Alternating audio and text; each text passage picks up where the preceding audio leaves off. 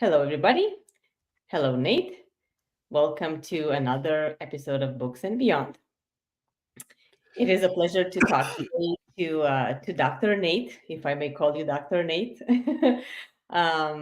who is coming to talk to us about the compassionate accountability, a very interesting topic, and we're looking forward to the discussion upcoming.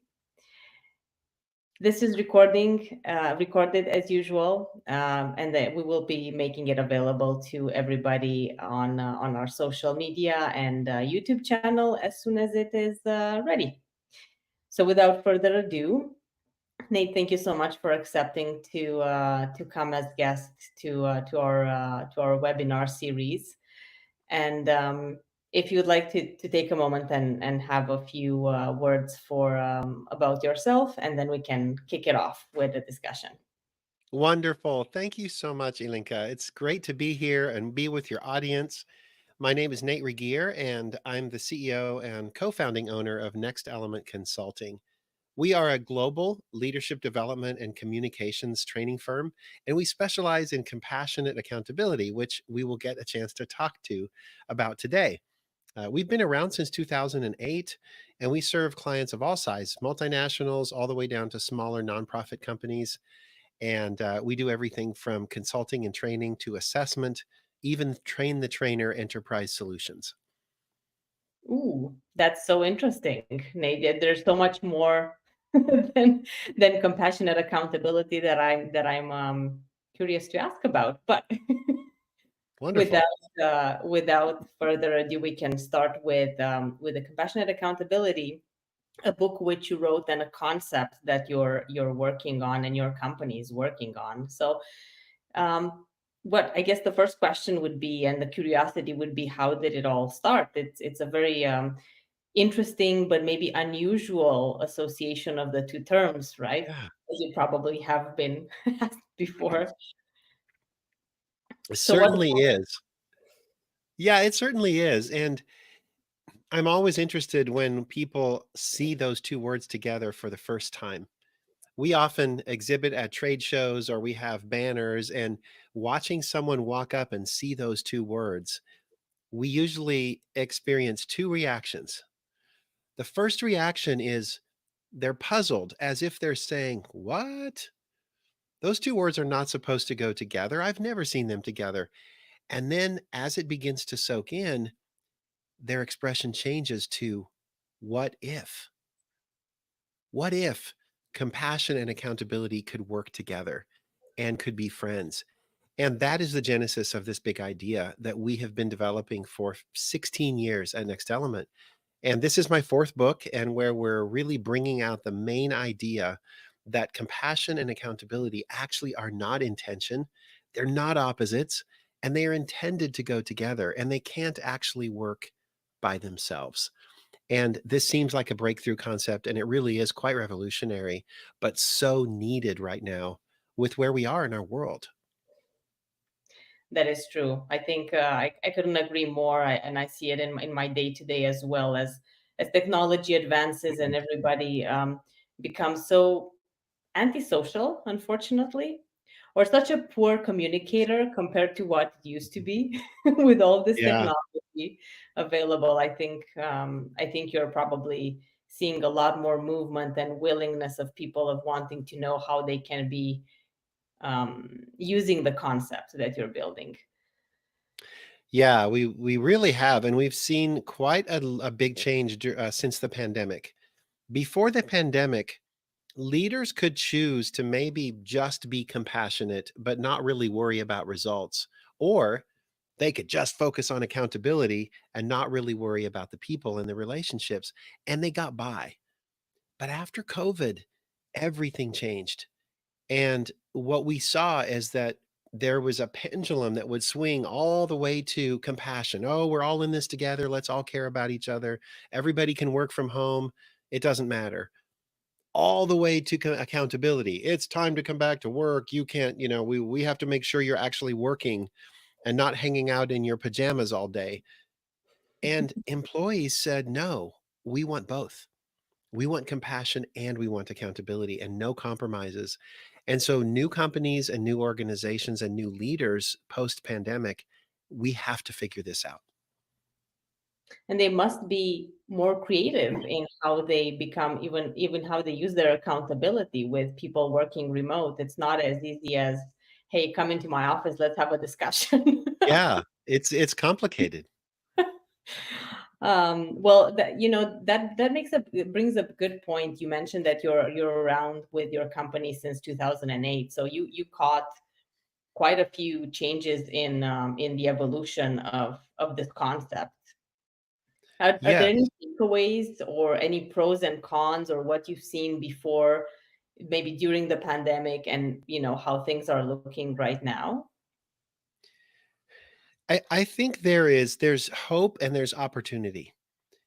The new generation of talent, they want it all. They want they don't want just a boss, they want a coach. They don't just want to come to work, they want a lifestyle. They don't just want a paycheck, they want a purpose. And so organizations have to understand that. And in order to do that, compassionate accountability is at the center of that. But it also means that we need to evolve our understanding of the word compassion. I think compassion has been around for a long time in the workplace, but it has evolved quite a lot. And I talk about that in the book. The new kind of compassion is very different than what we used to think about before. How do you foresee it going to be changed in the future when we have even more overtake by technology and other tools, to say the Yeah. least? Human connection will always be critical, and human connection is at the root of innovation. It's at the root of trust. It's at the root of community. And we're seeing a trend towards organizations wanting to come back together. They want that human connection. And so the more automation, the more technology, the more AI, people are still need to have that connection and they're looking for it. And so also, as technology and automation takes over more and more of our daily tasks, what's left for the human is we have to be very sophisticated at relationships, very good at building trust and rapport and being able to solve complicated conceptual problems in relationships.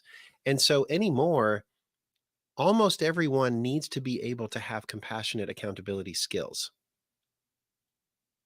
That's a very interesting point of view, and I believe in your book you do have a chapter, or maybe more, talking about the compassionate mindset. Can you give me a few ideas Yeah. Yeah. about? Well, this this is partly related to your question about what about automation and technology? Where does the human go? And we noticed a pattern over 20 years we've been teaching leaders how to lead better, how to communicate better, how to deal with conflict, and we noticed that not everyone responds the same. And some people when they are given the opportunity to learn and grow, they fly. They learn from their mistakes, they're open, they're coachable, they treat themselves with dignity and they treat other people with dignity, they ask for help. But some people in that very same group make excuses, they stop trying, they put each other down, they quit. When they make mistakes, they give up. What's the difference between these two groups of people? And we looked at lots of factors, and our research showed that it has nothing to do with intelligence. They're all smart. It has nothing to do with their effort. Everyone is trying hard to be a better leader and a better person. It's mindset. It's the way they see themselves and each other when they go into the situation. So, our research identified that there actually is a mindset that prepares people for compassionate accountability. And we call it the compassion mindset. And it has three critical components: value, capability, and responsibility. These are uniquely human things about how we are, who we are as humans, what makes us human in relationships. And so we teach people how to activate that mindset in any situation. So this is a mindset that is lying in every individual. It's just a matter of getting the right tools and coaching to make it blossom. If Yeah, it's and not. It is, and a mindset is not the same as a skill set. A skill set you learn and practice, and you get better the more you practice. Mindset is a choice. So we have a metaphor here. I'll show you. For those of you that are watching the video, I want to show you this. Ooh. This is electrical switches. These are 3 switches on a box, just like my wall behind me.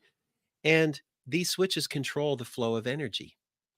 In my house, there's lots of electricity, and that electricity could burn me. It could electrocute me. It could start a fire. But when managed properly, it runs the lights. It runs this microphone and it runs our beautiful technology that we are connected today. And the only way that it works is when we choose to turn on the switches. So we created the mindset as if it was 3 switches that we can turn on by deciding how we're going to see ourselves and each other. Will I see myself and each other as valuable, as capable, and as responsible? And when I make that choice to turn on those switches, energy can flow in positive directions. I'm sure you probably hit barriers in your coaching experience with getting people to understand maybe the concept. What do you think are the most common, I guess, challenges with turning on the switches? Yeah, with turning on the switches, they are a couple things. The switches go in order. And so they are all important, but notice the value switch is first. If we move from left to right, that is because if we don't see ourselves and each other as innately valuable, why would we invest in anyone's capability? And if we don't develop capability, how could we ever hold each other accountable? If we aren't capable, we can't be responsible.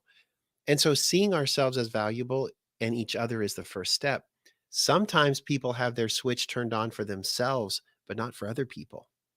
I'm valuable, you're not, because maybe you don't have the right education, or you're in the wrong gender, or you come from the wrong country, or whatever. Or maybe it's the other way around. I'm the problem. I'm not valuable, but everybody else is. And so I don't assert myself and I don't take care of me. And so that is one of the biggest problems is people will have their switch turned off for themselves, but on for someone else or the other way around. That is a very interesting concept. I would assume that in a professional environment, some of these considerations might also be triggered maybe by other stakeholders or people that are relevant to help in this regard. Like for example, maybe executive leadership, where there's pressure disseminated to those people that are supposed to be leading different teams. Do you see that in your coaching activities? Do you tend to work with other stakeholders that are not necessarily directly involved in Yes. developing the mindset? Yes, and that goes with one of the other barriers is leaders don't always understand the difference between accountability and responsibility. Two very different things. And accountability is, what is it that I have to answer for? If I am the chief financial officer, I am accountable for the financial performance of the organization, but I don't actually deliver the financial performance, but I have to account for it. Who is responsible for the financial performance? Well, a lot of people, people making decisions on the ground, people doing sales, people delivering services. So if I try to take responsibility for things that I'm not responsible for, that creates a lot of problems in leadership. Or if I don't take on responsibility for the things I should. And so in the book, there's a whole section dedicated to distinguishing those two. And the higher up we go in leadership, the more important it is that we are very clear about that so that we can keep our switches on for each other. Reminds me of the racy matrix I was working the other days on. With an internal debate between the responsible and the accountable features, and um, I Yeah. feel there is a lack of understanding when it comes to. I think everybody knows, or maybe everybody digests what responsible is, but the less so the accountable. Uh, Absolutely. Yeah. Yeah. So Yeah. how does compassion fit into the accountability then? Yes. Well, that is another barrier, is most people think compassion is just kindness, empathy, alleviating suffering, helping people out, lending a helping hand. Those are all important and they are part of compassion. But let's go back to the root of the word compassion from Latin. It originates from the Latin root meaning calm passion means with suffer. Alongside, with. Calm means with. Passion means suffer. So compassion is not about taking away the suffering, it's about suffering together. And so humans are not meant to take away each other's pain. They're meant to have the pain together. And then together we figure out the solution, we solve it. I'm not saying we shouldn't address injustice and violence in our world. But what I'm saying is, in most relationships and workplaces, people don't want us to take away their struggles. They want us to support them and be with them in the struggle because it is through the struggle that we become stronger and more trusting. And it's how we solve problems. And so compassion means suffer with. The only way to do that, though, is we have to be very clear about who is responsible for our behaviors. If I try to take responsibility for your suffering, I take away your capability.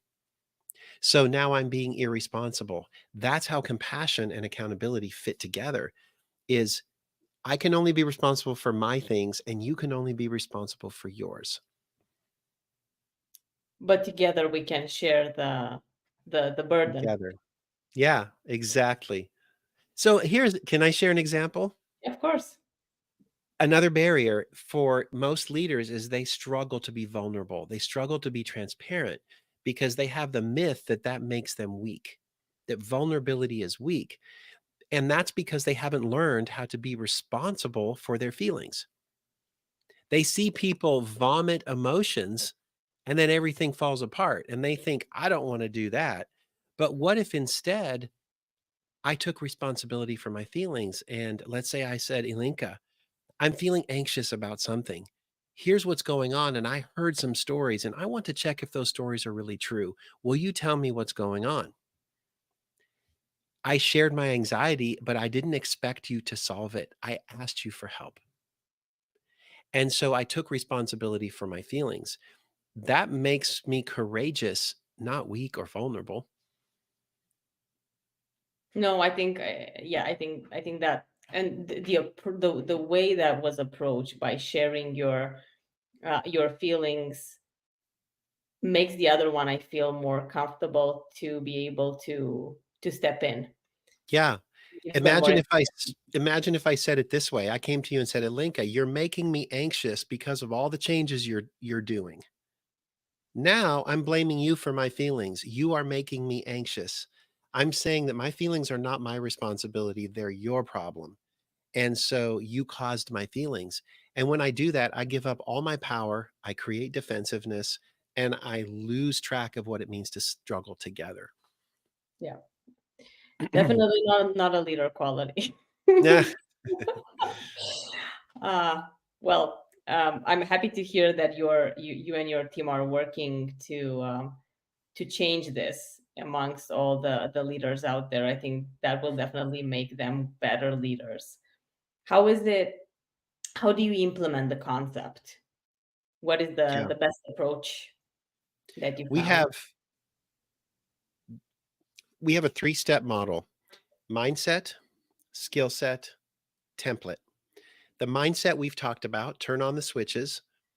The skill set is we teach a model called the compassion cycle, and it includes three skills that we teach people: openness, how to lead with your heart; resourcefulness, how to lead with your head; and persistence, how to lead with your hands. And we teach three strategies for each one of these skills. Then we introduce a template, which is a way to have conversations, difficult conversations, conflict, confrontation. How do we do it while we stay within the compassion cycle? How do we do it with openness, with resourcefulness, and with persistence? And we teach that template. And that helps people walk into difficult, charged, emotional situations, have a conversation that is constructive and that results in better outcomes. And so that is the method.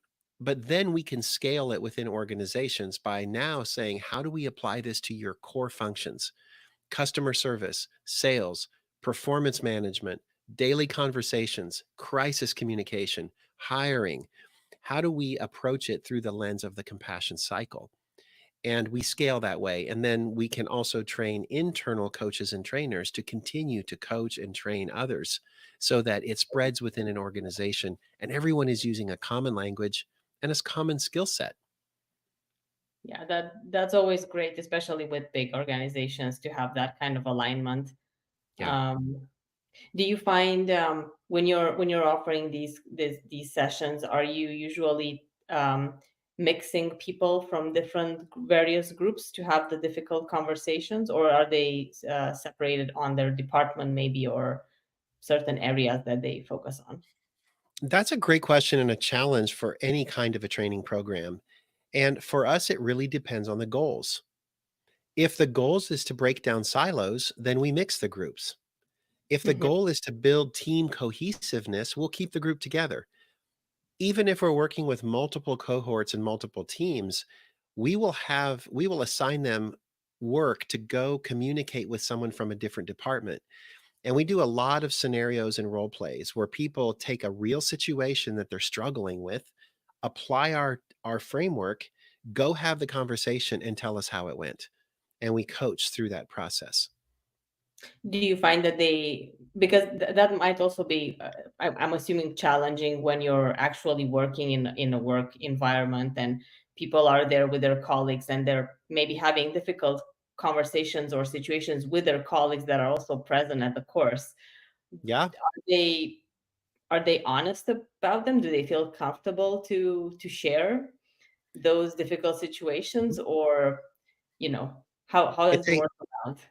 it takes time and we work our way into it. So we usually start with scenarios that are third party scenarios. Then we move to something a little bit more personal. Then we move to a conversation you need to have with someone that's not in this room. Then we move to a conversation you need to have with someone in this room. And so it takes time. And sometimes people are not quite ready. So we might coach them. The three of us will be together and we help them use it. But once they have the skills, they have more confidence to go approach that relationship and say, hey, I have a new way that we could talk together. That's amazing. Slowly going into the the Yeah. realigning on the right path. That's a great concept. How long does it take in average to for the transformation to happen? I know it's Yeah. probably different, but Well, that we have been testing that because we've been collecting outcomes and researching what is the most efficient way to achieve behavior change. And right now, we're settling on we're finding a process that works really well. We will work with a team for 4 to 6 hours to start, introduce the basic concepts. Then we move into what we call impact groups, smaller coaching groups of maybe 4 to 8 people, and we can meet virtually. And during those sessions, we work on real scenarios. We practice the template over and over and over. And we even use like Google Sheets and the chat, and we write it out and we analyze it and we apply a rubric. And we do that 4 times. 4 times we get together. Each time they have a little bit more challenging scenario. And in between, they can send us their examples and we give email coaching with them.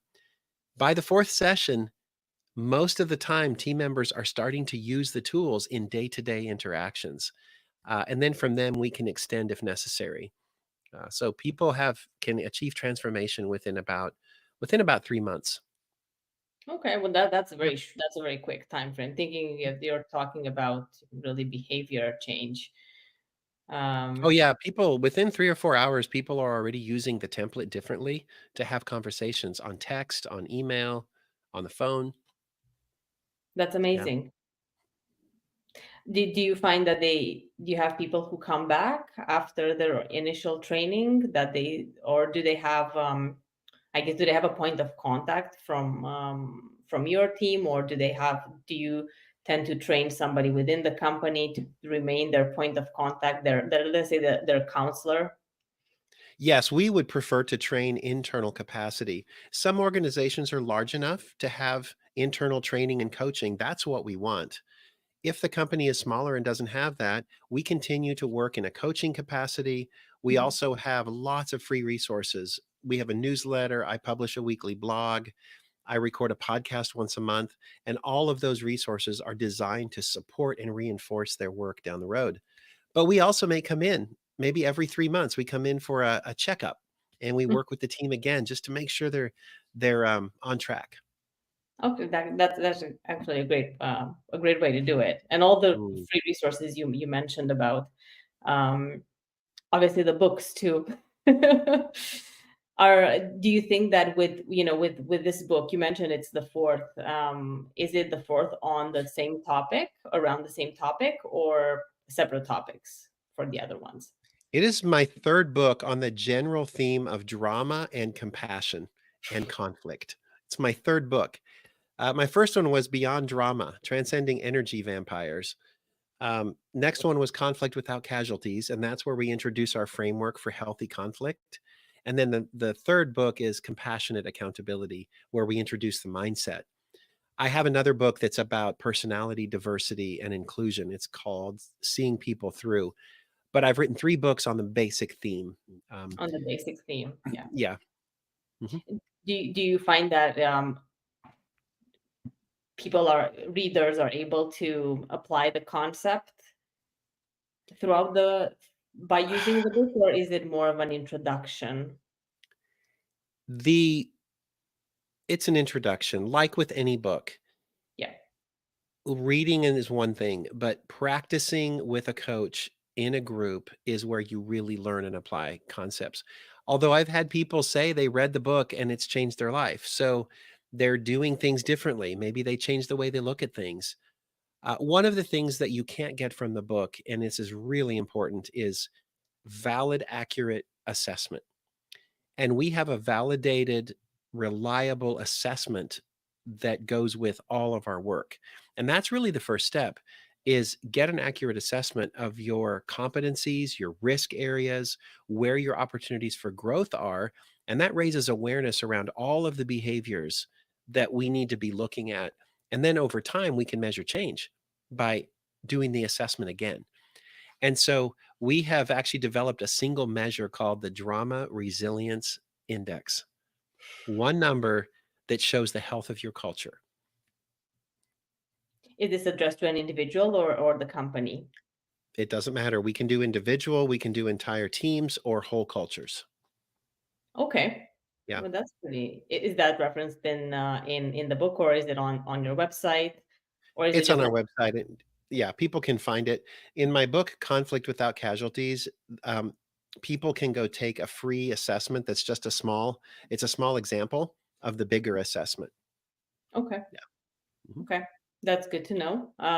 We'll make sure to reference all the good resources when we post the recording so that people can access and reach out. And how was the going back to the writing journey as well? Although you seem to have a lot of experience with with that, but how do you find your writing experience has been evolving ever since you first started to Oh, up to the present time? I love this question. The first book, Beyond Drama, we self-published it, and it I know men don't have babies, but if a man could give birth, that's probably what it would feel like is writing the first book. It was so hard, so scary, so I felt so afraid when we published it. What if it sucks? What if people hate it? What if people think this is stupid and have no idea what we're talking about? But once the first one was done, I realized that writing a book is about getting clear about the difference we want to make in the world. And writing a book means I have to make it understandable for someone besides myself, for someone else. And so the books are all very different. Um, Conflict Without Casualties is very dense. It's very much like a manual. But Compassionate Accountability was written to be read in 2 or 3 hours on a plane. It's it's just one idea, and it's much more easy to read and a lot more aspirational and inspirational. Seeing People Through is a fable, and so it's all fiction. And I'd never written a fable before, and so there's lots of dialogue, lots of characters. It's very different than a technical training book. So it's been a fun journey. I have the same publisher for 3 of my books, and it's a beautiful, wonderful thing. I love doing it. Would you recommend people who haven't wrote books but are? Would you recommend that for somebody who hasn't done it? I would. I would, and I've actually mentored quite a few authors that have wondered, "Should I write a book?" And I always say yes. And but be very clear about why you're doing it and who it's for, and have realistic expectations. I think the most important reason to write a book is so that you discover who you are. Um, That was my next question. You stole it. yeah, discover who you are. It's not about getting rich. It's not about getting famous. It's not about booking speaking engagements or being recognized. Those are all completely ancillary. It's really about getting crystal clear about your ideas and the difference that you want to make in the world. Yeah, that and it lives forever. You have a legacy, Yeah. no matter how it went. Yes. Yes. Are you planning on continuing the writing journey? Yes, yes. I have I have 2 other book ideas. One I've started on, the other one is still kind of in infant stages, and I will be working on the 2nd edition of Conflict Without Casualties. That one is ready for a refresh, and so that will be coming out probably in the next year or 2. Okay, okay, that's good to know. We will be on the lookout Yeah. for it. Do you find do you have reviewing team or somebody who supports you when you write the new book to do a QC, or is it just the editing company that does it? We have a couple resources. My team is really good at reviewing the book for, is it consistent with our ideas, our theory, our models.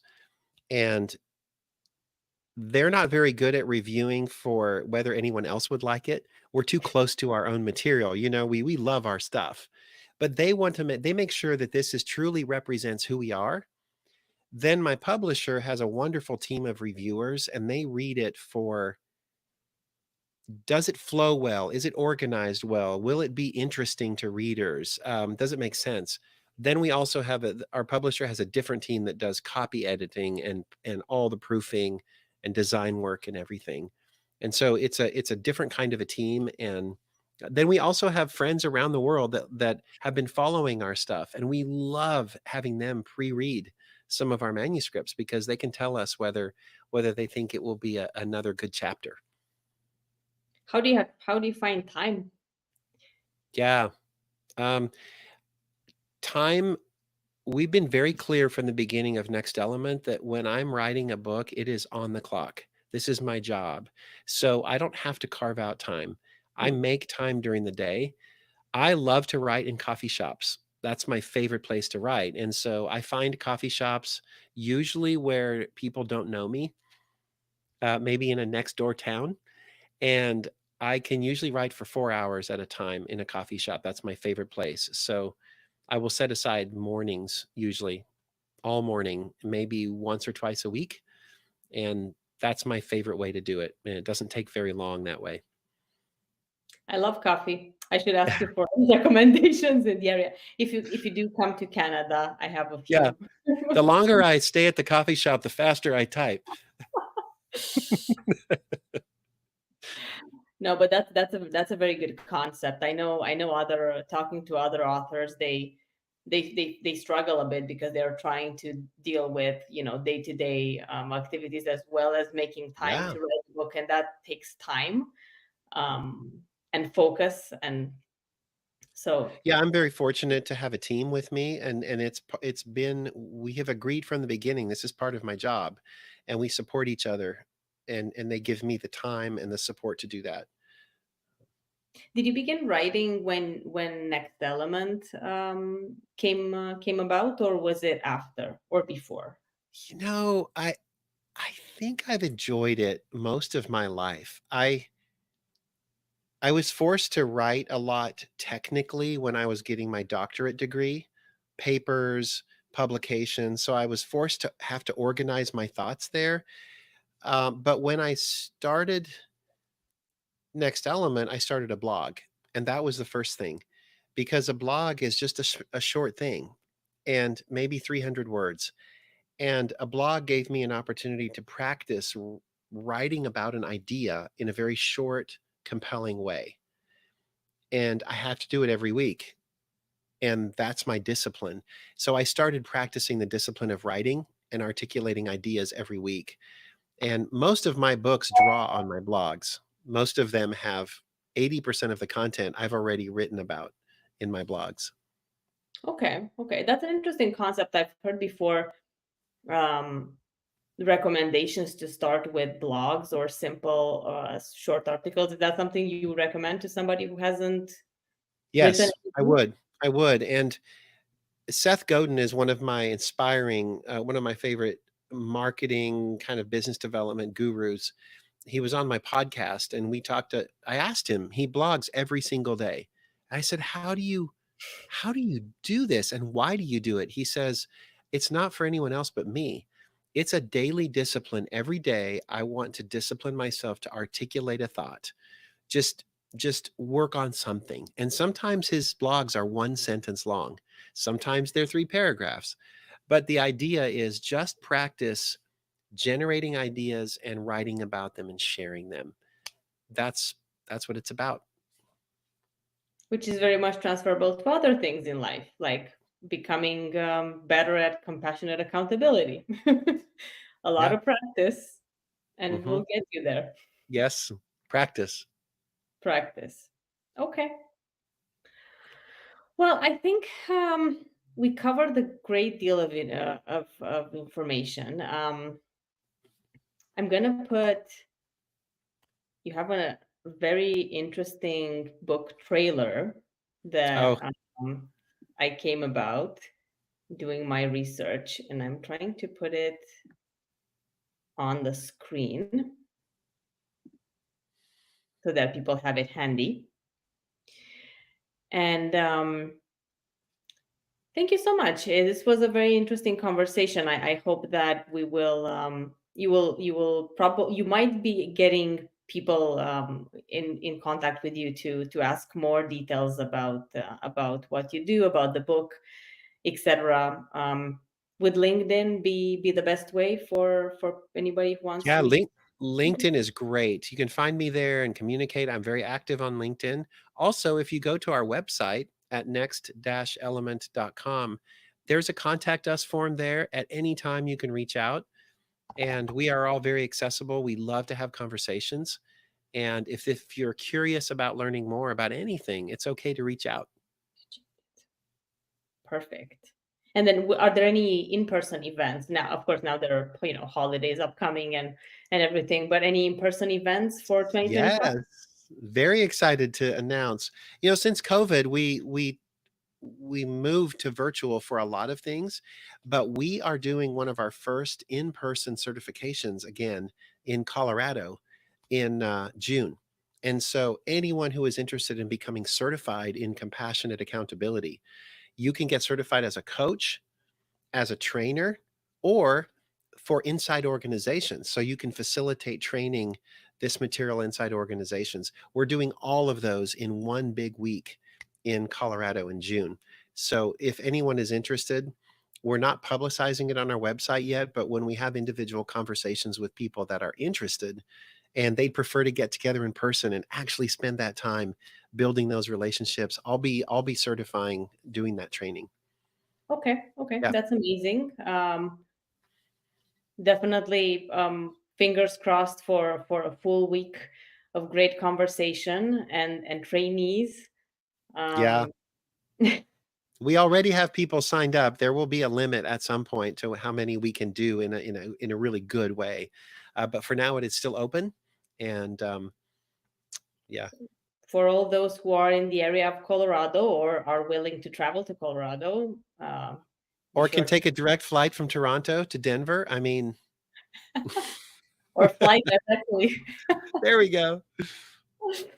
Yeah, we have people coming from Greece, from another place in Europe, maybe from Australia. That's So we amazing. have You a also have a bit of a multicultural sharing, experience sharing. yeah. Yeah. Well, we do have trainers in 11 countries and 6 languages around, no, 13 countries and 6 languages around the world. So this is a very multicultural model. That's that's great. Mhm. Well, hopefully all goes well. Thank you. So not only thank you for today, but thank you for bringing these concepts to help leaders become better leaders. I think that's important, and hopefully you will have some very nice holidays. Enjoy the time with your family and friends. Thank Re- you. I will. Very much looking forward to that. And we will be in touch. Thank you again Okay. for participating in this podcast. And for everybody out there, recording is going to be available shortly. So don't miss it out. And if you have any questions, you can always reach out to Nate and take it from there. But Bye-bye. this is the wrap, and happy holidays, everybody.